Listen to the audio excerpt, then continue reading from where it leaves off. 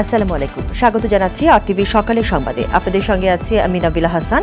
ধর্ম, বর্ণ ও মতের পার্থক্য থাকলেও বাংলাদেশের সব মানুষ একই পরিবারের সদস্য বলে মন্তব্য করেছেন প্রধান উপদেষ্টা অধ্যাপক ডক্টর মোহাম্মদ ইউনূস। শত পার্থক্য থাকলেও পরস্পরের শত্রু না বলেও জানান উপদেষ্টা। বৃহস্পতিবার বিকেলে ধর্মীয় সম্প্রদায় নেতাদের সঙ্গে মতবিনিময় এই মন্তব্য করেন তিনি। সভায় দেশি বিদেশি নানা অপপ্রচার ও ষড়যন্ত্রের বিরুদ্ধে ঐক্যবদ্ধ থাকার ব্যাপারে একমত পোষণ করেন সব সম্প্রদায়ের ধর্মীয় নেতারা। বিস্তারিত বিলাল হোসেনের রিপোর্টে।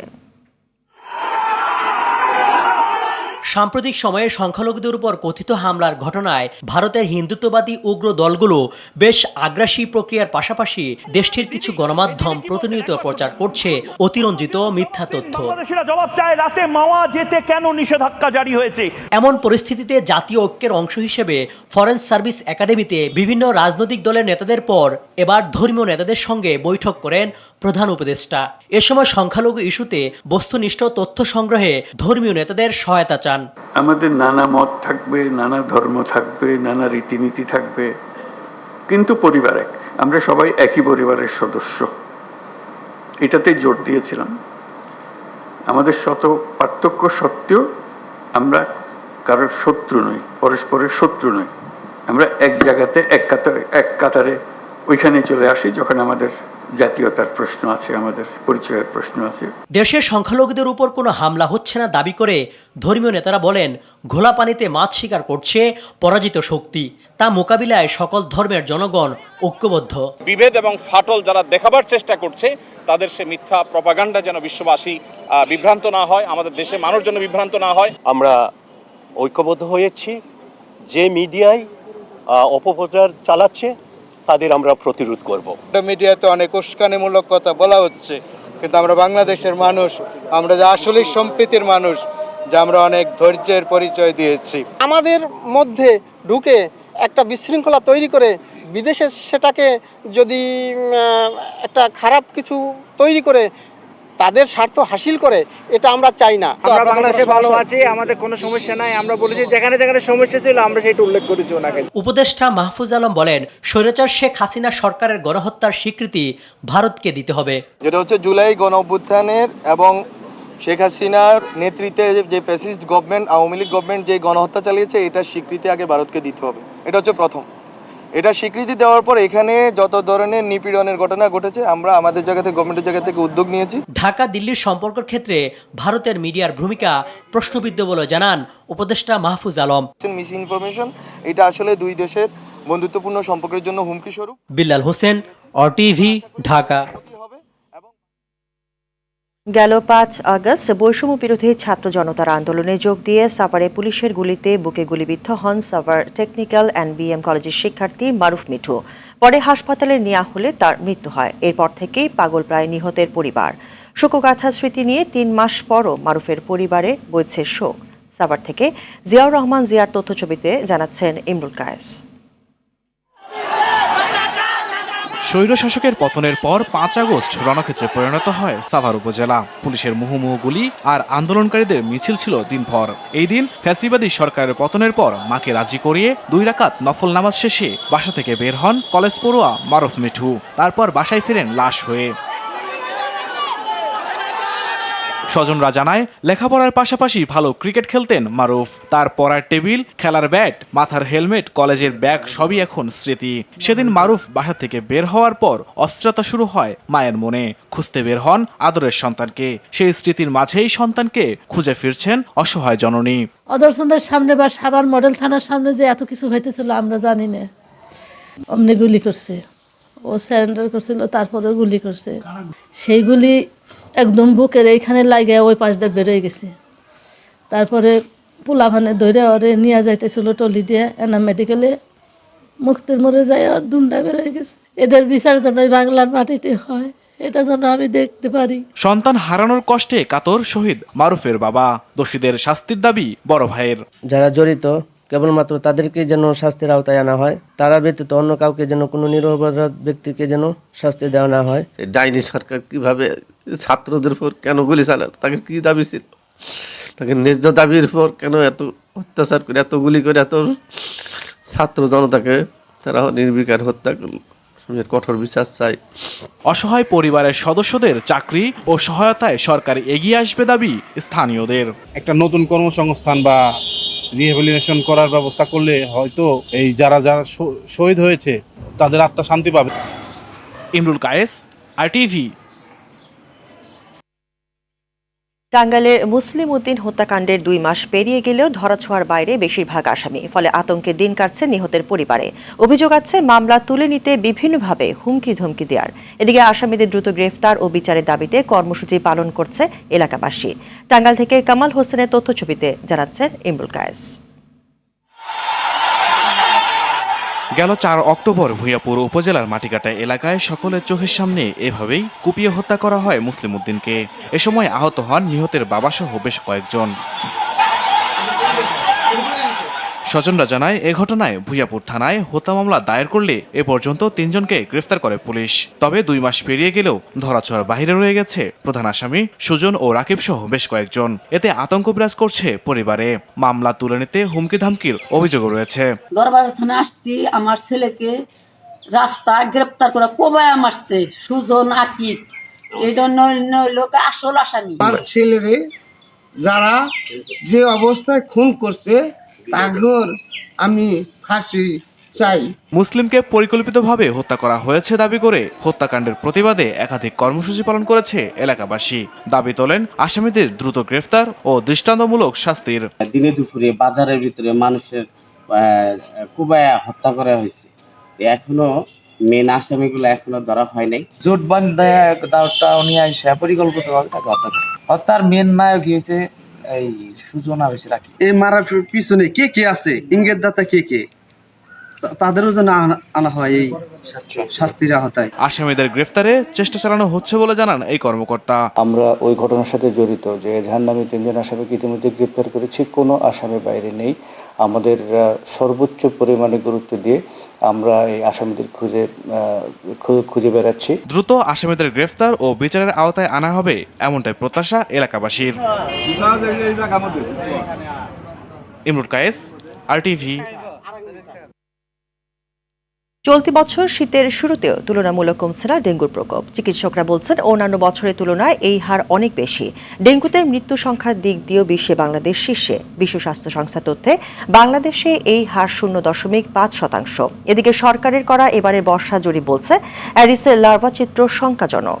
বিস্তারিত সেলিম মালিকের রিপোর্টে। 2 কোটির বেশি মানুষের মেগাসিটি রাজধানী ঢাকা।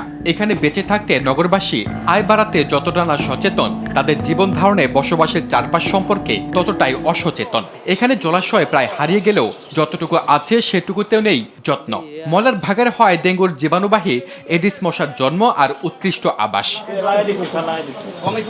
এমন বাস্তবতার বড় শিকার রাজধানীবাসী। ডেঙ্গুতে আক্রান্ত হয় কয়েক হাজার মানুষ। প্রতি বছরই এই হার বাড়ছে। ডেঙ্গু পজিটিভ আসছে, দিনে আপনার মনে 10 বারের মতো বমি হয়েছে। খুব মশা বলতে কি অতিরিক্ত মশা। গতবার নভেম্বরের লাস্টের দিকে অনেক কমে গেছিল, ডিসেম্বরে পেশেন্ট তেমন ছিলই না, কিন্তু এবার তাও আছে পেশেন্ট। চিকিৎসকরা বলছেন এবার নভেম্বর শেষে ডিসেম্বরও ডেঙ্গুর প্রকোপ কমছে না তুলনামূলক হারে। এখনও ডিসেম্বর মাসের প্রথম সপ্তাহ পার হয়ে যাচ্ছে, এখনও কিন্তু রোগী কমছে না সেই হিসেবে যতটুকু আমরা আশা করছি। একটু ডিক্লাইনিং ফেজ, কিন্তু যতটা আশা করছিলাম সেই রকম হয়নি। এদিকে এডিস মশার লাভার জরিপ হওয়ার কথা ছিল বর্ষাকালে। হেমন্তে এসে সেই জরিপ প্রকাশ করেছে IEDCR। গবেষণার পদ্ধতিতে ব্রুটো ইন্ডেক্স বা BI এর পরিমাণ যদি 20-এর বেশি হয় তবে তা আশঙ্কাজনক।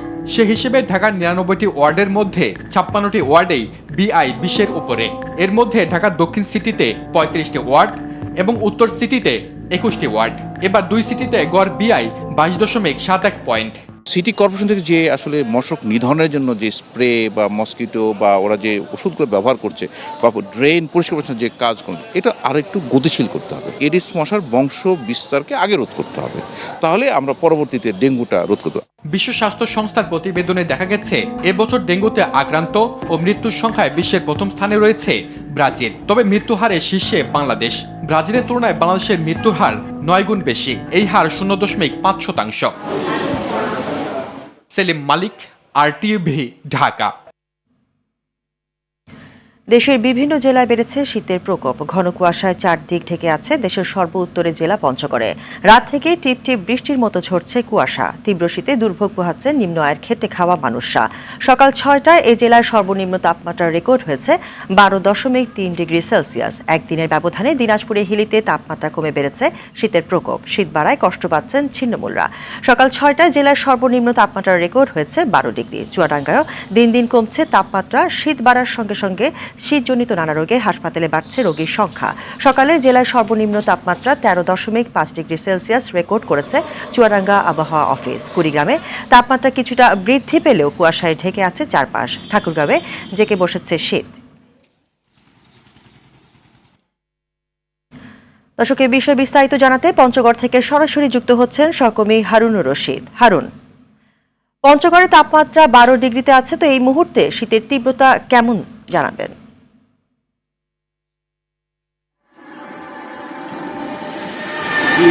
প্রথমে জানাতে চাই যে ঋতু পরিক্রমায় শীতকাল আসতে আরো 10 থেকে 12 দিন বাকি। তো আমরা দেখেছি যে আজকে ভোর থেকে আবহাওয়ার চিত্রটা একেবারেই উল্টো। হেমন্তের সকালে এখানে কিন্তু ভোর থেকে ঘন কুয়াশায় ঢেকে আছে চারদিক।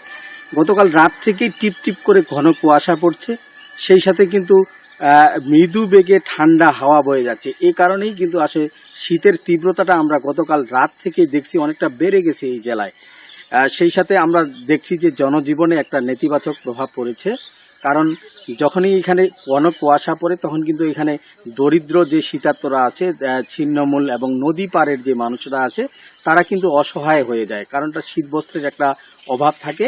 আমরা সকাল থেকেই লক্ষ্য করেছি জেলা শহরের বিভিন্ন এলাকায় কিন্তু দোকানের সামনে, হোটেলের সামনে কিন্তু মানুষরা ভিড় করছেন, অনেকটা কাবু হয়ে গেছেন শীতের কারণে। সেই কারণে কিন্তু শীত নিবারণের জন্য কিন্তু আগুন জ্বালিয়েও শীত নিবারণের চেষ্টা করছেন এখানে। আরেকটি বিষয় জানিয়ে রাখি যে এখানে ভোর থেকে যখন ঘন কুয়াশা নেমেছে তখন কিন্তু হেডলাইট জ্বালিয়েও যানবাহনগুলো আমরা দেখেছি যে এখানে ধীর গতিতে অনেকটা যানবাহন চলছে। তো সব মিলিয়ে বলা যায় যে এখানে অন্ধকারাচ্ছন্ন একটা ভুতুড়ে পরিবেশ বিরাজ করছে পঞ্চগড়ের এই জনপদে। কারণটি হলো সকাল থেকে কিন্তু আমরা দেখেছি যে মানুষ কিন্তু জরুরি প্রয়োজন ছাড়া ঘর থেকে বের হচ্ছে না। তো নাবিলা, পঞ্চগড় থেকে এই ছিল আমার কাছে শীতের সর্বশেষ পরিস্থিতি। নাবিলা, ধন্যবাদ হারুন আপনাকে। বিজয় অর্জনের 53 বছরেও কাঙ্ক্ষিত লক্ষ্যে পৌঁছতে পারেনি দেশের শিক্ষা ব্যবস্থা। বারবার শিক্ষাক্রম পরিবর্তন, ত্রুটিপূর্ণ শিক্ষা ব্যবস্থা আর নানামুখী নীতিমালাকে দুষছেন বিশেষজ্ঞরা। এই অবস্থার জন্য নীতি নির্ধারকদের আন্তরিকতার অভাবে দুষছেন শিক্ষাবিদ ডক্টর মোহাম্মদ কায়কোবাদ। অবস্থা থেকে উত্তরণের জন্য যোগ্যদের সম্পৃক্ততা ও শিক্ষা খাতে বরাদ্দ বাড়ানোর পরামর্শ তার। সাদিয়া কানিজের রিপোর্টে বিস্তারিত। দেশে উচ্চশিক্ষার জন্য শিক্ষার্থীদের প্রথম পছন্দ ঢাকা বিশ্ববিদ্যালয় বা বুয়েট। তবে বিশ্বের সাথে তুলনা করলে এসব প্রতিষ্ঠানও পিছিয়ে। যুক্তরাজ্য ভিত্তিক শিক্ষা ও গবেষণা সংস্থার তথ্য বলছে 2019 থেকে 2023 সালের বিশ্ব র্যাঙ্কিংয়ে ঢাকা বিশ্ববিদ্যালয়ের অবস্থান 801 থেকে 1000-এর মধ্যে ছিল, আর 2024 সালের র্যাঙ্কিংয়ে বুয়েটের অবস্থান 777তম। এতেই বোঝা যায় দেশের শিক্ষা ব্যবস্থা কতটা পিছিয়ে। স্বাধীনতার পর থেকে সংকট উত্তরণে অনেক আলোচনা হলেও গতি পায়নি শিক্ষা খাত। বিগত আমলে এ খাতে বড় ধরনের পরিবর্তনের চেষ্টা হলেও আসেনি কাঙ্ক্ষিত ফল। শিক্ষাবিদ ডক্টর মোহাম্মদ কায়কোবাদের মতে বছর বছর শিক্ষাক্রম পরিবর্তনে শিক্ষার্থীদের আরও অবনতি হয়েছে। বাংলাদেশের মাটিতে 12-13টা শিক্ষা কমিশনের রিপোর্ট প্রণীত হয়েছে। অত্যন্ত অভিজ্ঞ অধ্যাপকগণ এগুলো তৈরি করেছেন, কিন্তু দুর্ভাগ্যজনকভাবে কোনো শিক্ষা কমিশনের রিপোর্টই আমরা বাস্তবায়ন করি নাই। এর মাধ্যমে কিন্তু শিক্ষার প্রতি আমাদের যে অঙ্গীকার, এটা প্রমাণ করে দিয়েছি। বারবার পরীক্ষণ নয়, সুন্দর পাঠ্যপুস্তক প্রণয়ন করব, 30 বছর সেই পাঠ্যপুস্তক চলবে। রাজনীতির প্রভাবও পড়েছে শিক্ষা খাতে। পট পরিবর্তনের পর বিভিন্ন খাতে সংস্কার কমিশন হলেও শিক্ষায় কমিশন না হওয়ায় উদ্বেগ জানান এই শিক্ষাবিদ। শিক্ষা ব্যবস্থায় অবশ্যই রাজনীতির দারুণভাবে প্রভাব পড়েছে। নিউটনের সূত্র বলি, আইনস্টাইনের সূত্র বলি, কোনো সূত্রই আওয়ামী লীগ আর বিএনপি আর অন্য কোনো দলের জন্য আলাদা কিছু হবে না। শিক্ষাকে শিক্ষার জায়গায় রাখতে হবে। বিশেষজ্ঞরা বলছেন শিক্ষা ব্যবস্থার সংস্কার ও যুগোপযোগী করতে সবার আগে প্রয়োজন রাজনৈতিক সদিচ্ছা ও ঐক্যমত, আর তা না হলে আরো দুর্বল হবে জাতির মেরুদণ্ড শিক্ষা। 10 বৎসরের জন্য যদি করতে হয় বৃক্ষরোপণ করো, 100 বছরের জন্য যদি করতে হয় তাহলে শিক্ষায় বিনিয়োগ করো। সাদিয়া কানিজ, RTV, ঢাকা। রাজধানীর বাজারগুলোতে বড় সংকট বোতলজাত সয়াবিন তেলের। কিছু বাজারে সয়াবিন তেল হাওয়া হয়ে গেছে বলে অভিযোগ উঠেছে। পাওয়া গেলেও বিক্রি হচ্ছে বাড়তি দামে। এদিকে বাজারে পুরনো আলু বিক্রি হচ্ছে 70 থেকে 80 টাকা কেজি দরে। মানভেদে দেশি পেঁয়াজ বিক্রি হচ্ছে 120 টাকায়। তবে নতুন পাতা পেঁয়াজের দাম বেশ খানিকটা কম। বিয়ার 28 চালে 6 টাকা কমে বিক্রি হচ্ছে 56 টাকায়।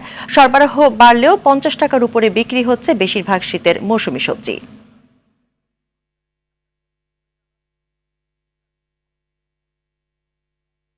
রাজধানীর কারওয়ান বাজারে আছেন সকমে সেলিম মালিক, সরাসরি চলে যাচ্ছি সেখানে। সেলিম, বোতলে সয়াবিন তেলের সরবরাহ সহ সার্বিক পরিস্থিতি নিয়ে বিস্তারিত জানাবেন। নাবিলা, এটা কিছুটা দুশ্চিন্তারই বলা যেতে পারে, কারণ রাজধানীর বেশ কিছু বাজারে আমরা যেটি তথ্য নিয়ে জানতে পেরেছি যে তেল প্রায় উধাও হয়ে গেছে বেশ কিছু বাজারে, এবং কিছু বাজারে আমরা শুনতে পেয়েছি যে তেল দাম যে গায়ে যে দাম তার চেয়ে বেশি দামে বিক্রি হচ্ছে যেসব বাজারে কিছুটা পাওয়া যায়। আমি রয়েছি রাজধানীর কারওয়ান বাজারে। আপনি জানেন যে রাজধানীর মধ্যে কারওয়ান বাজার কিন্তু সবচেয়ে বড় বাজার বলা যেতে পারে। এইখানেও কিন্তু তেলের সরবরাহ অনেক কম। ব্যবসায়ীরা যেটি বলছেন যে এইখানে তেলের সরবরাহ প্রায় 90% পর্যন্ত কমে গেছে। আসলে কি পরিমাণ কমলো বিস্তারিত আমরা জানার চেষ্টা করব ব্যবসায়ীর কাছ থেকে। আপনি বলবেন যে আগে কি পরিমাণ তেল পেতেন, এখন কি পরিস্থিতি? এখন তো তেল নাই বললেই চলে। এখন আপনার মনে করেন 10% তেল আছে বাজারে, কারণ আপনার 90% তেলই নেই। আর তেল যাওয়া আছে 2-1 দোকানে পাওয়া যায়। ডিলাররা মনে করেন তেলের সাথে তার এক একটা জিনিস আনতে হয়। আমরা 1 কার্টন তেলের সাথে সুজি আনতে হয়, আটা আনতে হয়, ময়দা আনতে হয়, নাহলে চা পাতি আনতে হয়, মানে যে কোনো প্রোডাক্ট আনতে হয় সাথে। তেলের দাম কি বাড়ছে এর মধ্যে? তেলের দাম বাড়ে নাই, কিন্তু আমরা বাড়তি রেটে আনতেছি। আমরা মনে করেন আমরা করতেছি, আপনার গায়ে রেটে তেল কিনতেছি বর্তমানে। আমরা এই ডিলার থেকে গায়ে রেটে তেল কিনি। তাহলে গায়ে রেটে আপনি যদি কিনেন তাহলে বিক্রি করেন কত দেয়? বিক্রি আমরা এইভাবে বিক্রি করতেছি, আমরা গায়ে রেটে বিক্রি করতেছি। আমার কোনো লাভ নাই। আমরা তো বাজারের জন্য বিক্রি করতে হইতেছে আমাদের, কারণ আমাদের তেলের সাথে অন্য প্রোডাক্ট তো নেয় না। কারণ আমাদের 1 লিটার তেলের সাথে দেখা যায় চাউল ডাল ইত্যাদি নিতেছে, কিন্তু তেল না হলে তো অনেক কিছু নিব না। তাহলে আমাদের ওই ক্ষেত্রে দেখা যায় আমরা ওইটাতে লাভ করি নাই। আচ্ছা, ডিলাররা কি বলছে, তেলে কি সংকট না কি? ওইটা আমরা বলতে পারতেছি না, তারা তো ওই ধরনের কিছু বলে না। তেলের সংকটই বলতেছে যে তেল পাইতেছে না, তারাও তেল পাইতেছে না, এরকম সংকটই বলতেছে। ধন্যবাদ। অর্থাৎ আসলে ডিলারও কিন্তু তেল দিচ্ছে না, এবং তেলের সাথে কিন্তু যদি তেল নিতে চায় তাহলে অন্যান্য জিনিসও আসলে ধরিয়ে দিচ্ছেন এই ব্যবসায়ীদের। এদিকে আমি যদি আলুর দামের কথা বলি, আলুর দাম কিন্তু বাড়তি দামে বিক্রি হচ্ছে। এখনো 70 থেকে 80 টাকা কেজি দরে আলু বিক্রি হচ্ছে। তবে ভারতীয় যে পেঁয়াজ সেটি কিন্তু কিছুটা স্বস্তির দিকে আসছে। গত সপ্তাহে আমরা যে দেখতে পেয়েছি যে 100 থেকে 110 টাকায় ভারতীয় পেঁয়াজ বিক্রি হতো, সেটি কিন্তু এই সপ্তাহে আমরা দেখতে পাচ্ছি 80 টাকা কেজি দরে বিক্রি হচ্ছে। তবে দেশি পেঁয়াজ কিন্তু 110 থেকে 120 টাকা পর্যন্ত বিক্রি হচ্ছে বলে আমরা তথ্য পেয়েছি। এছাড়া শীতের যে মৌসুমী সবজি, এর মধ্যে কিন্তু শীতের মৌসুমী সবজি চলে এসছে, এবং দামও কিন্তু কিছুটা কমছে। তবে সেটি কিন্তু বেশ কিছু স্বস্তিদায়ক বলা যাবে না, কারণ এখনো কিন্তু ফুলকপি 40 টাকা এবং বাঁধাকপি 40 থেকে 50 টাকা পিস বিক্রি হচ্ছে, এবং মূলা 30-40 টাকার মধ্যে মূলা বিক্রি হচ্ছে, এবং শিম 50 থেকে 60 টাকা, এবং অন্যান্য যে সবজি সেটি কিন্তু 50 টাকার উপরে বিক্রি হচ্ছে, এবং 100 টাকা কেজি দরে অনেক সবজি বিক্রি হচ্ছে বলে আমরা তথ্য পেয়েছি। তো এই ছিল আমার কাছে এই সপ্তাহের বাজার দরে খবর।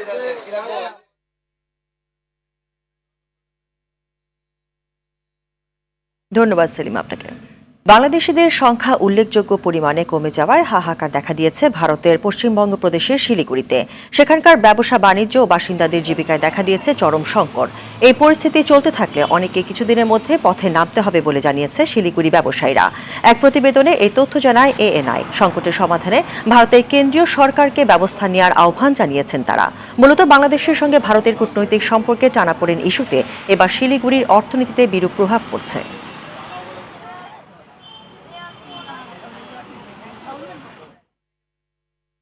যুক্তরাষ্ট্রের 13টি সামরিক প্রতিষ্ঠানের উপর পাল্টা নিষেধাজ্ঞা আরোপ করতে যাচ্ছে চীন। বৃহস্পতিবার দেশটির এমন সিদ্ধান্তের কথা জানিয়েছে। তাইওয়ানে যুক্তরাষ্ট্রের অস্ত্র বিক্রির প্রতিবাদে চীন এমন পদক্ষেপ নিতে যাচ্ছে।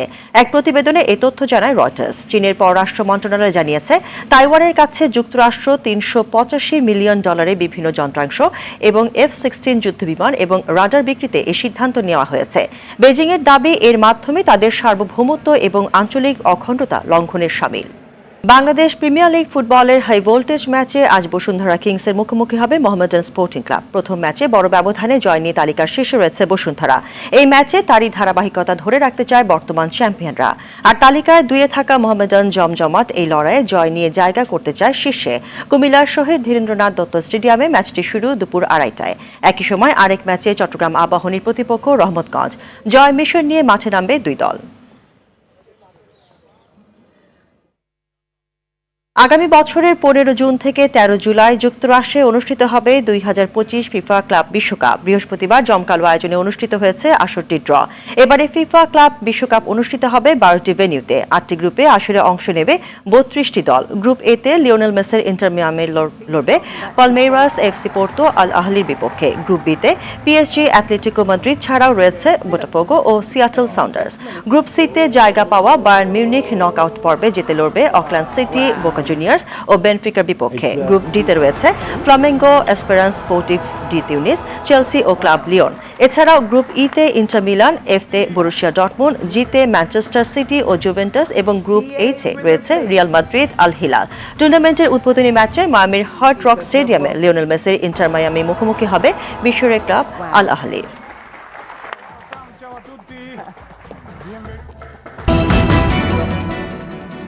সকালের সংবাদ এই পর্যন্তই। মধ্যাহ্নের সংবাদ 12টায় দেখার আমন্ত্রণ রইল। ধন্যবাদ সবাইকে।